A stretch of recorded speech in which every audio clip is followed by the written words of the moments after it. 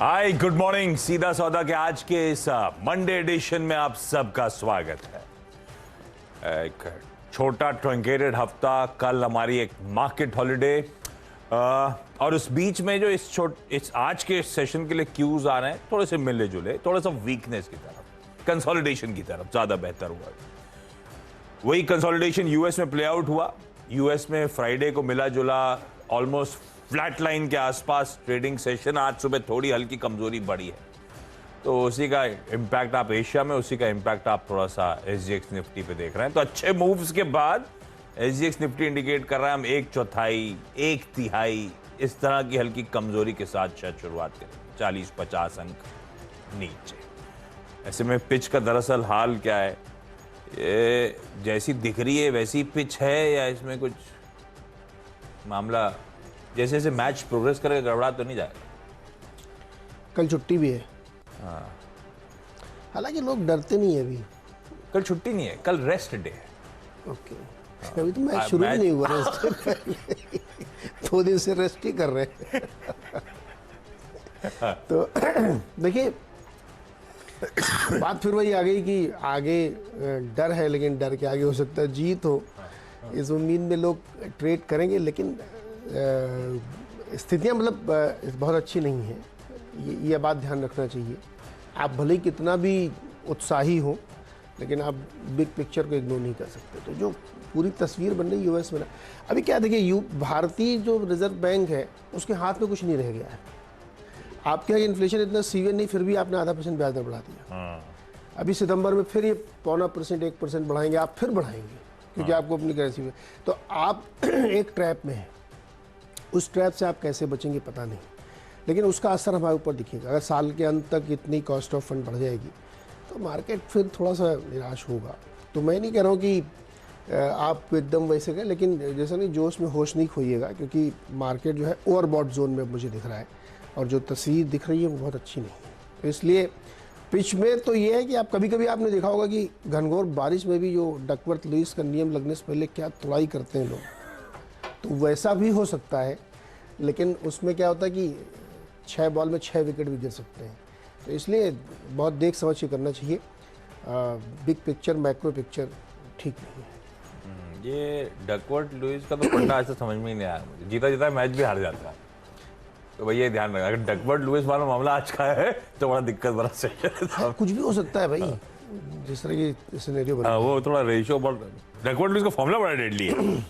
चलिए, अच्छा, आज की टीम आपके सामने प्रेजेंट करता हूं। पहला स्टॉक जो है ना, वो बड़ा दिग्गज और हैवीवेट है, जिसका रिएक्शन गॉज करना बड़ा मुश्किल होता है। आमतौर पर अवॉइड करता हूं, लेकिन क्या करूं, तो मन ही नहीं मानता। तो बड़े स्टॉक्स, एसबीआई के रिजल्ट रिएक्शन, अब एसबीआई को रख तो दिया रेड, पर बहुत अच्छे मोमेंटम में है और बैंक स्वीट स्पॉट में है, और कुछ चुनिंदा प्राइवेट और एसबीआई खास तौर पे इस समय हाईलाइट है। तो कोई डिप्स को ड्यूली बाय किया जाएगा, इस पर तो मुझे कोई शक नहीं है, पर वो डिप कितना मीनिंगफुल आएगा ये क्वेश्चन मार्क रह जाता है। क्यों एसबीआई को मैं रेड रख के चल रहा हूं? क्योंकि सैटरडे को जो नंबर्स आए हैं, तो बाजार उम्मीद ज्यादा हो गई थी या एसबीआई से एक्चुअली डिसअपॉइंटमेंट आता है, क्योंकि कुछ सरकारी बैंक से तो अच्छा करा है। आगे मैं आईओबी भी मेंशन करूंगा, वो भी अच्छे लगेंगे। तो हो सकता है एसबीआई पे हम लोग की एक्सपेक्टेशंस बढ़ रही, और उस खैर बढ़ रही थी तो एक्सपेक्टेशन के चलते तो भाव बढ़ा हुआ था। अगर डिसअपॉइंटमेंट है तो स्टॉक गिरना चाहिए लॉजिकली, पर आप लोग वॉच आउट करिएगा। तो एक तो जो एक्सपेक्टेशन बाजार लेके चल रहा था पोल, उससे कमजोर नंबर्स, 2 तरह से कमजोरी खास तौर पे। एक तो डिपॉजिट्स ठंडे पड़े, क्यू ऑन क्यू 0.1% गिर गया डिपॉजिट ग्रोथ। पीएनएल कमजोर है, एनआईएम्स केवल 3% पे आते हुए 10 बेसिस पॉइंट ये भी और कंप्रेस होते हुए आपको नजर आएंगे। एसेट क्वालिटी ने जरूर कईयों को स्ट्रीट में पॉजिटिवली सरप्राइज किया होगा। कुछ ब्रोकरेज रिपोर्ट थोड़ी सी एग्रेसिव मान रही थी एसेट क्वालिटी और सिग्निफिकेंटली डिटोरिएट होगी। Loan growth 3% Q on Q, 15% year on year, ठीक है, और उसमें भी रिटेल ने इस लोन ग्रोथ को ड्राइव करा है। कॉर्पोरेट बुक्स तो अभी भी ठंडी पड़ी हुई, तो वो इसमें कोई इशू नहीं।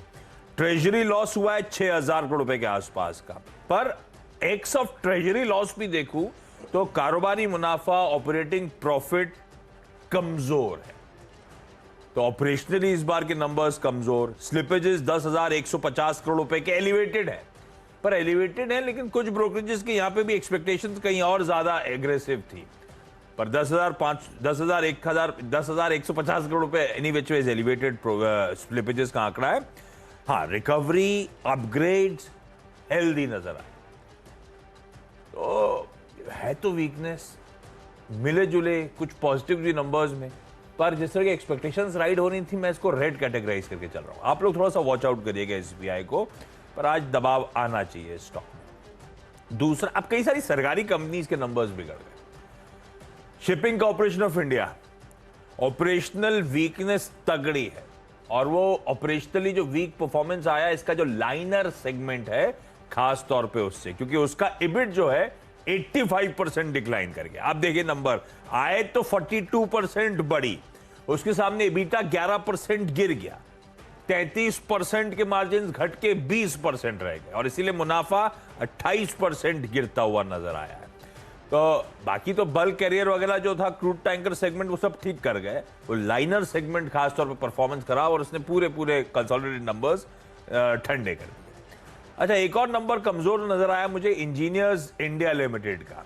खासी ऑपरेशनल वीक परफॉर्मेंस इसकी देखने को मिली, और इसीलिए इसको मैं रेड कैटेगराइज करके चल रहा हूं। इंजीनियर्स इंडिया का स्टॉक भी उठा के दीजिएगा स्क्रीन पे, बीच में टेक्निकल एक्सपर्ट्स के रडार पे भी आ रहा था, पर नंबर्स क्योंकि वीक हैं, ऑपरेशनली मार्जिन जिस तरह से मैसिव कॉन्ट्रैक्शन है, वो आपकी स्क्रीन पे सारी डिटेल्स आती रहेंगी, उसके चलते मैं मान के चलता हूं इस स्टॉक को रेड कैटेगराइज करना चाहिए। तो तीनों सरकारी हो गई, एसबीआई, एससीआई और ईआईएल, तीनों को रेड। ओके, और मेरी टीम में आप देखिए रेमंड के नतीजे, प्रॉफिट इन्होंने करीब 81 करोड़ की दिखाया है, क्योंकि पिछली बार लॉस था 156 करोड़ का, और एबिटा 208 करोड़ का घाटे से बढ़ गया। लेकिन जब आप सेगमेंट में जाके देखेंगे तो तिमाही काफ़ी कमज़ोर नतीजे हैं यहाँ पे। टेक्सटाइल में आप देखिए तो क्वार्टर ऑन क्वार्टर 27% की फॉल है, और जो अंदर अपैरल के, गारमेंटिंग के, सब में फॉल आई है। मार्जिन्स भी सबके क्वार्टर ऑन क्वार्टर गिर गए हैं यहाँ पे। टेक्सटाइल में आप देखिए 12-15% की कमज़ोरी यहाँ पे देखने को मिल रही है। शर्टिंग में, अपैरल में, गारमेंट में, तो मुझे इंटरनल नंबर्स बहुत अच्छे नहीं लग रहे, इसलिए यहाँ पे हमको लगता है रेड में ट्रेड होना चाहिए। उसके बाद अगला स्टॉक है नितिन स्पिनर्स। इसमें भी आप देखें तो प्रॉफिट 9% के बढ़ के आया है यहाँ पे, लेकिन मार्जिन 23 से घट के 15, और टेक्सटाइल कंपनी के लिए बड़ी मुश्किल ये है कि कीमतें बहुत तेज़ी से गिरी टेक्सटाइल की, मतलब कॉटन की, तो उसकी वजह से जो बाहर बायर खड़ा है ना, वो बहुत तगड़े डिस्काउंट डिमांड कर रहा है, तो उसका असर पड़ रहा है। ऑपरेशनली नंबर काफ़ी कमज़ोर है, 15% की गिरावट देखने को मिली है। एक कंपनी टार्सन प्रोडक्ट जो अभी हाल में लिस्टेड हुई थी, इसके भी नंबर वीक हैं, 18% प्रॉफिट गिर गया है, एबिटा में 15-16% गिरावट है, मार्जिन 7-8% गिर गया है, तो नंबर यहाँ पे भी कमज़ोर दिख रहे हैं। हालांकि एक बात यहाँ पे ध्यान रखना चाहिए कि Q1 और YOY जब आप कंपेयर करेंगे तो कई बार आपको लो बेस पे दिखेगा, लेकिन ये कुछ ऐसी प्रोडक्ट कंपनीज हैं जिनका पिछले साल के इस क्वार्टर से इस साल के इस क्वार्टर का कंपेरिजन आपको तो कोई बहुत फ़र्क नहीं है, इसलिए आप वो कंपेरिजन ले सकते हैं कहीं कहीं पे। तो मुझे लगता है तीनों नतीजे कमज़ोर हैं, तो रेड पर ट्रेड करने चाहिए। अच्छा, कुछ और रेड, मैंने टीम को ना right between the middle split कर दिया है, तो आधे इन ग्रीन लेके चल रहा हूँ, आधे इन रेड है। हालांकि रिजल्ट ऐसे थे कि कई सारे स्टॉक्स इधर वेज आप रख सकते थे, पर मैंने सोचा कि क्यों ना आज स्प्लिट कर दी जाए टीम। अगला जो स्टॉक है सरकारी कंपनीज, क्योंकि शुरुआत करी तो सरकारी पे रखता हूं, एक और HPCL। कुछ हद तक तो पता था कि मार्केटिंग मार्जिन का एक मैसिव स्क्वीज होगा, पर जो परफॉर्मेंस है वे बिलो एस्टिमेट, 10,200 करोड़ रुपए का रिकॉर्ड घाटा कर डाला, और ये पूरी तरह से मार्केटिंग सेगमेंट के चलते हुए जो रिकॉर्ड लॉसेस वहां पे बने उसके चलते हुआ है।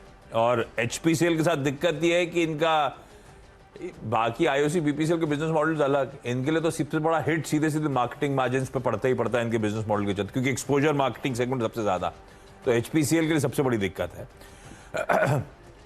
आय, अब कोई नंबर्स जो है वो स्क्रीन पर आ जाएंगे। 17% आय बढ़ी, इबिटा लॉस हुआ 12,500 करोड़ रुपए का, स्ट्रीट एक्सपेक्टेशन थी 4,200 करोड़ के घाटे की, 3 गुना घाटा बढ़ता हुआ, ये मेरे ख्याल से किसी ने एस्टिमेट नहीं किया था, एंटिसिपेट नहीं किया था। तो आई एम बट ऑब्वियस है कि आने वाले आप फाइनेंशियल्स के लिए इस नंबर्स को देखते हुए आप ईपीएस कट्स देखेंगे ब्रोकरेज की तरफ से जैसी रिपोर्ट्स आएंगी। वो ईपीएस कट्स क्योंकि मैसिव होने वाले हैं और प्रोजेक्शंस बदलेंगे, इसीलिए मुझे लगता है ये स्टॉक आज दबाव में कामकाज करता हुआ नजर आएगा। अब सरकारी से हट रहा हूं, जेंसार टेक्नोलॉजीज को स्क्रीन पर खींचिए।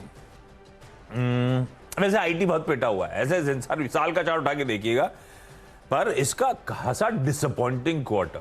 क्या दिक्कत है पहले वो समझा देता हूं। इस कंपनी के मार्जिन 14.25% से घटकर 11.25%, मोटा मोटी करीब 300, एक प्रिसाइसली 290 बेसिस पॉइंट्स का एक तगड़ा कॉन्ट्रैक्शन मार्जिन पे, वो भी तब जब इस क्वार्टर में कोई वेज हाइक जेंसार ने नहीं लिया है। अभी 300 बेसिस पॉइंट मार्जिन उड़ गए। तो अब नतीजे देखिए, डॉलर आय केवल 0.2% बढ़ी, ठीक है, अच्छा है, कोई दिक्कत नहीं है, बढ़ गई। उसके नीचे से सारा गड़बड़ हो गया। इबीटा 300 बेसिस पॉइंट छोड़ा और मुनाफा इसके चलते आधा हो गया, ऑलमोस्ट 42-43% का एक शार्प नॉक लिया है। और वो शार्प नॉक सिर्फ मार्जिन में जो प्रेशर आ रहा है, मार्जिन अब 11% के आसपास है। पोस्ट कोविड जब कंपनियां अपने हेडेज एंजॉय कर रही थी, जेंसार के मार्जिन 20% पे पहुंच गए थे। वो 20% वाले मार्जिन आज 11% पे आके खड़े हुए हैं। और इसीलिए आप देख रहे हैं वो स्टॉक क्यों नहीं मीनिंगफुली मूव कर रहा है, कैसे हर टिक के साथ हर महीने कमजोरी बढ़ रही है जेंसार की। रखिए इसको रडार पे, बहुत डिसअपॉइंटिंग क्वार्टर जेंसार की तरफ से इस बार देखने को मिला है। आधे लाल हो गए। अब मूव कर रहा हूं ग्रीन स्टॉक्स पे। एजीएस ट्रांजैक्ट टेक्नोलॉजीज, इसको रख रहा हूं मैं इन ग्रीन। रीसेंट लिस्टिंग वाला, ये लिस्टिंग के बाद पहला प्रॉफिटेबल क्वार्टर डिलीवर करके दिया है इस कंपनी ने। एजीएस का साल का हाई था, लिस्टिंग 181 हाईज थे और आज खड़ा हुआ है 85 के लेवल्स। इस तरह का करेक्शन स्टॉक ने देखा है और अब जब थोड़ा सा रिजल्ट सुधरा है, मुझे लगता है स्टॉक हरकत में आना चाहिए। आय 3.5% साल दर साल, 5.5% क्यू ऑन क्यू बढ़ी। एबिटा इंप्रूव हुआ, मार्जिन 28-29% के क्लॉक करे और मुनाफा 19 करोड़ रुपए का इस कंपनी ने डिलीवर करके दिया है। खैर ये कैश सॉल्यूशंस वाली कंपनी एजीएस ट्रांजैक्ट को रखिए रडार पे। पिटा हुआ स्टॉक सिर्फ इसीलिए क्योंकि शेयर होल्डर्स को अच्छा लगेगा, बुक्स पे बॉटम लाइन में एक प्रॉफिट इस कंपनी ने फाइनली क्लॉक करके दिया। फोर्थ स्टॉक है फोर्टिस हेल्थ, और इसको ग्रीन में रख सकते हैं। इन्होंने क्या किया है, क्वार्टरली नंबर इंप्रूवमेंट दिखे बहुत हाई बेस के बाद। अगर आप एब्सोल्यूट टर्म में देखेंगे तो बहुत कमज़ोर दिखेंगे। प्रॉफिट 68% गिर गया है, एबिटा में 8% कमजोरी है, मार्जिन 3% गिर गए हैं। लेकिन जब आप अंदर देखेंगे तो ऐसा लगेगा कि हॉस्पिटल बिजनेस में इन सब में धीरे धीरे रिवाइवल है। अब ये कितना प्राइसिंग है, ये एक बड़ा चैलेंज है, क्योंकि आपने Q4 तक वो वैल्यूएशन लिए हैं जो उस हाई बेस पे बने हुए थे। अब वहाँ से एकदम से गिर के नीचे से अब रिकवरी देखने को मिल रही है, तो मार्केट इसको कैसे जज करेगा, ये एक चैलेंजिंग बात होगी। लेकिन इम्प्रूवमेंट है क्वार्टरली, ये आप देख सकते हैं, तो इसको आप ग्रीन रख सकते हैं, लेकिन स्क्रीन पर रखें, हो सकता है कि ये बाद में फिजल आउट हो जाए। विनिति ऑर्गेनिक्स में नंबर अच्छे हैं यहाँ पे। सबसे बढ़िया बात है कि मार्जिन मेंटेन करते हुए इन्होंने 27% की ग्रोथ प्रॉफिटेबिलिटी में दिखाई है, और रेवेन्यूज़ में 25-26% ग्रोथ है। और जो इनकी डोमिनेंस है, जो मोट क्रिएट कर रखा है उन्होंने, उसमें कोई डेंट नहीं आया है। और प्राइसेस सॉफ्ट हुए थोड़े केमिकल के, लेकिन फिर भी मार्जिन मेंटेन किया, ये एक इंटरेस्टिंग बात है। महानगर गैस के नंबर में सबसे पहले देखना चाहिए आपको कि इनका जो वॉल्यूम है वो साल दर साल भी बढ़ा और क्वार्टर भी इम्प्रूव हुआ है थोड़ा सा। तो आपको याद होगा पिछली बार आईजीएल में यही दिक्कत थी कि उनके मार्जिन, उनके जो वॉल्यूम गिरे थे, और उसके बाद गुजरात गैस में उनके जो वॉल्यूम गिरे थे, उसके बाद स्टॉक की धुनाई हो गई थी, जबकि नतीजे बहुत अच्छे थे और बहुत प्राइस हाइक लिया था। इसमें इम्प्रूवमेंट है, काफ़ी बढ़िया है। अदरवाइज जो ओवरऑल नंबर है, प्रॉफिट बढ़ के आया है, रेवेन्यू बढ़ के आया है, बेटा ठीक ठाक है, लेकिन वॉल्यूम है तो इसलिए हो सकता है बाजार पसंद है। लेकिन आगे जाते हुए चैलेंज हो सकता है, क्योंकि गेल की कहानी आपने देखी रखी है कि किस तरीके से वो राशनिंग पे उतर आए हैं, क्योंकि गैस मिल नहीं रही प्राइस हाइक की वजह से, तो वो एक दिक्कत है यहाँ पे। तो मुझे लगता है कि एमजीएल को आप ग्रीन में रख सकते हैं, लेकिन बाजार को देखते हुए। फटाफट एक छोटा सा ब्रेक, और ब्रेक से लौट कर बताया कि अगले 4 स्टॉक्स कौन से हैं।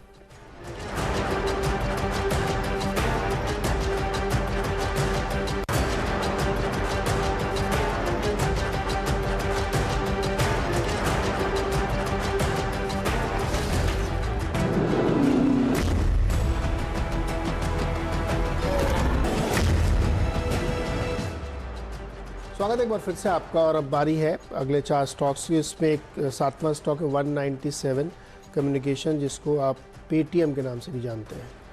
इनका नेट लॉस है 644 करोड़, जो पिछले साल इसी क्वार्टर में 380 करोड़ था, थोड़ा सा बड़ा है। रेवेन्यू में ज़बरदस्त ग्रोथ है, 88% की ग्रोथ आई है और 1680 करोड़ हो गया है वो। लेकिन एबिटा लॉस और बढ़ गया है, 370 करोड़ के सामने 633 करोड़ है। अब इसमें बहुत सारे अंदर जब आप जाके डिटेल में पढ़ेंगे तो ये कह रहे हैं कि प्रॉफिटेबिलिटी आने वाली है, नेक्स्ट उसमें आ ही जाएगी। लेकिन चैलेंज ये है कि जो रेट ऑफ इंटरेस्ट बढ़ता जा रहा है, कॉस्ट ऑफ फंड बढ़ती जा रही है, उससे बिजनेस में चैलेंज है। और भी दिलचस्प बात आपको तो मैं आपको थोड़ा कंफ्यूज करता हूँ आज। गोल्डमैन सैक्स कह रहा है पेटीएम में एक बाई कॉल है, टारगेट है 1100 रुपये का। लेकिन मैक्वारी कह रहा है पेटीएम में अंडर परफॉर्म कॉल है, टारगेट है 450 का। अब आपको जो ब्रोकरेज अच्छी लगती हो, गोल्डमैन सैक्स या मैक्वारी, आप उसके हिसाब से फैसला कर सकते हैं। लेकिन एनालिसिस से कहता है कि नंबर आगे जाते हुए चैलेंजिंग रहेंगे, वीक रहेंगे। बाकी आपकी मर्जी, जो भी आप इसमें देखना चाहें। 7वां स्टॉक है बामर लॉरी का। ये भी एक सरकारी कंपनी है, छोटी कंपनी है, लेकिन ठीक ठाक नतीजे पेश किए हैं। 52-53% की रेवेन्यू बढ़ा लिया इन्होंने, और प्रॉफिट बढ़ाया। 33% की रेवेन्यू ग्रोथ है, मार्जिन भी 9.5% इम्प्रूव करके आए। तो अलग अलग तमाम तरीके के कमोडिटी बिजनेस में भी हैं, या टूर एंड ट्रैवल बिजनेस में भी हैं, या ड्रम भी बनाते हैं, बहुत सारे काम करते हैं। तो उससे इनको थोड़ा सा आपको लगता फ़ायदा हो गया होगा, तो ग्रीन में रख रहा हूँ इसको। एक्रिसल को ग्रीन में रख रहा हूँ। प्रॉफिट में 39% की ग्रोथ है, रेवेन्यू में 76% की ग्रोथ है, और एबिटा 59% ग्रो किया है, और मार्जिन 13 से बढ़ के 20% आ गए हैं। ये वही सिंक बनाते हैं किचन वाली, और उसकी डिमांड अभी भी मेंटेन्ड है ग्लोबली। हालांकि इनका ज़्यादातर रेवेन्यू एक्सपोर्ट से आता है, तो डॉलर का फ़र्क इनको पड़ता होगा। अब अगर यूएस रिसेशन में जाता तो आने वाले क्वार्टर्स में फिर से स्टॉक पे असर पड़ेगा, लेकिन फ़िलहाल नंबर ठीक दिख रहे हैं, इसलिए यहाँ पे इसको ग्रीन में रख सकते हैं। और 10वां स्टॉक है किर्लोस्कर। किर्लोस्कर रेड में रहना चाहिए, क्योंकि इनका प्रॉफिट भी 40% गिर गया है, एबिटा 34% गिरा, और मार्जिन 25 से घट के 14% आ गए। तो किर्लोस्कर फिर इसमें मुझे लगता है थोड़ा दबाव रहेगा। अच्छा, एक ग्रीन शुरू कर दिया था मैंने, अब बाकी सारे के सारे ग्रीन वाले स्टॉक्स मेंशन कर रहा हूं। सीई इन्फो सिस्टम्स, ये हो गया वो मैप माई इंडिया, पिटा हुआ स्टॉक है और पिटे ही जा रहा है, ये ध्यान रखिएगा। मैं ग्रीन रख रहा हूं। हालांकि ऑटोज में बढ़िया मूवमेंट आया, ये ऑटोज की एक प्रॉक्सी बेट है, उसके बावजूद ये स्टॉक वीक है। साल का चार्ट उठाइए ना प्लीज क्विकली, जितना भी लिस्टिंग हिस्ट्री का चार्ट, वो दिख जाएगा आपको स्क्रीन पे। आंकड़े ठीक है, क्यू ऑन क्यू देख रहा हूं मैं। साल दर साल आप कहेंगे गाड़ियां कम भी की थी, क्योंकि ऑटो नंबर्स भी हम साल दर साल कंपेयर नहीं कर रहे हैं, हम मंथ ऑन मंथ कर रहे हैं। तो क्यू ऑन क्यू आए 14%, एबिटा 20% बढ़ा, मार्जिन में 240 बेसिस पॉइंट्स का इंप्रूवमेंट। नंबर्स अच्छे, स्टॉक ठंडा। देखते हैं किस तरह का बिहेवियर होता है। वॉच आउट करेगा, क्योंकि वीकनेस की ग्रिप में ज्यादा है, पर अच्छी कंपनी और अच्छे नंबर्स है। नायका दूसरा, नायका एफएसएन ई कॉमर्स वेंचर्स, जिस नाम से हम लोग, या लिस्टेड जिस नाम से, नायका इसकी स्क्रिप और ट्रेडिंग के लिए अच्छे नंबर्स नायका की तरफ से आते हुए। और नायका का भी स्टॉक स्क्रीन पर उठाइएगा। नायका बाजार की तेजी मंदी से अछूता इस समय बहुत लंबे अरसे से इन्हीं जोन्स के आसपास कंसोलिडेट करता हुआ आपको नजर आएगा। अब जब नंबर्स अच्छे कह रहा हूं, तो नंबर्स में जो स्ट्रॉन्ग परफॉर्म, एक साल का चार्ट उठाइए, परफॉर्मेंस स्ट्रॉन्ग कंटिन्यू होती हुई, आए 40% साल दर साल, एबिटा उसके, ये देखिए एकदम कंसोलिडेशन, कुछ नहीं कर रहा है ये स्टॉक। ये लंबे अरसे से ऐसी कहानी चल रही है। ये 12 महीने का चार्ट है, आपकी स्क्रीन पर देखिए, पिछले कुछ महीने। अब आई एम नॉट श्योर आज इन नंबर्स ये किकर बनेगा नहीं बनेगा, लेकिन अच्छे कंसोलिडेशन पे है, नंबर्स सपोर्टिव है। एबिटा 71% का जंप, मार्जिन 70 बेसिस पॉइंट्स का इंप्रूवमेंट दिखा रहे हैं। और एनालिस्ट्स को और हम शेयरधारकों को एक चीज अच्छी लगेगी, जितने भी नए लिस्टेड प्लेयर्स हैं, कहा जाता है उसमें सबसे अच्छे डिस्क्लोजर्स अगर कोई दे रहा है तो नायका दे रहा है। तो इसीलिए शायद ये स्टॉक उतना पिटा भी नहीं जितना इसके पीयर सेट्स पिट गए। वॉइड जो क्रिएट हो रहा था मैनेजमेंट कमेंट्री हमारे समझने के बीच में, नायका डिस्क्लोजर्स बेटर दे रहा है। खैर वो अलग कहानी है, आज सिर्फ नंबर्स की बात। लगता है कि शायद थोड़ा सा इन ग्रीन ट्रेड कर सकता है। लूमेक्स ऑटो टेक्नोलॉजीज को रख रहा हूं, और ऑटो स्पेस में वो ऑटो एंसिलरी स्पेस में सब कंपनीज कमेंडेबल हैं जो मार्जिन एक्सपैंड करके दिखा दे। इसने कर दिया, इसीलिए से मेंशन कर रहा हूं। बाकी के नंबर स्क्रीन पर आ जाएंगे आपके। मार्जिन 6.2% से बढ़कर 10.6%, इस तरह के मार्जिन का मैसिव एक्सपेंशन है। और इसीलिए ईबीटा जो है 16 करोड़ से बढ़कर 45 करोड़। रखिए इसको रडार पे, इसको इन ग्रीन रख दिया है। और फाइनली एसबीआई से शुरू करा था रेड। अच्छा, लूमेक्स चला बहुत है, थोड़ा वॉच आउट करेंगे हम लोग। ठंडा हो रहा हो तो छोड़ देने का है, बिल्कुल दूर रहने का। हो सकता है रिजल्ट के बाद equally strong on the way down ना मूव कर जाए लोग। नंबर्स अच्छे हैं इसलिए सिर्फ इन ग्रीन मेंशन कर रहा हूं। इंडियन ओवरसीज बैंक दिखाइए अब आप। एक सरकारी बैंक से शुरू कर रहा था, एक छोटे सरकारी बैंक से खत्म कर रहा हूं, पर वो रेड था, ये ग्रीन है। इंडियन ओवरसीज बैंक में कुछ कंप्लेंट के रीजन है नहीं, छोटा टिकट साइज का स्टॉक है। और बाकी सरकारी बैंक एसबीआई को छोड़ दूं तो, क्योंकि एसबीआई में हो सकता है हमारी एक्सपेक्टेशन ज्यादा राइट कर रही थी। बाकी सरकारी बैंक की तरह ये भी नंबर्स अच्छे हैं। लोन ग्रोथ खासी इंप्रेसिव इन्होंने क्लॉक करी। एनआईआई 17% साल दर साल, 9% क्यू ऑन क्यू उछाल के साथ कामकाज करता हुआ। एनआईएम में एक्सपेंशन है, वो आपकी स्क्रीन पर आ जाएगा। अदर इनकम गिरने के बावजूद आपको मैट्रिक्स बुरे नहीं लगेंगे, तो बढ़िया है। लोन ग्रोथ दरअसल पूरी ट्रिकल डाउन होकर प्रॉफिटेबिलिटी को भी मदद करती हुई, तो ये नंबर्स में कोई कंप्लेंट नहीं। छोटा टिकट साइज का स्टॉक है, थोड़ा सा वॉच आउट करेंगे उस लिहाज से। इन ग्रीन लेके चल रहा हूं, तो एक पॉजिटिव नोट पे टीम को कल्मिनेट कर रहा हूं 50-50 स्प्लिट के साथ। ब्रेक ले रहा हूं, ब्रेक के उस पार हम दोनों की टीम्स का एक क्विक रैप अप लेके लौटेंगे।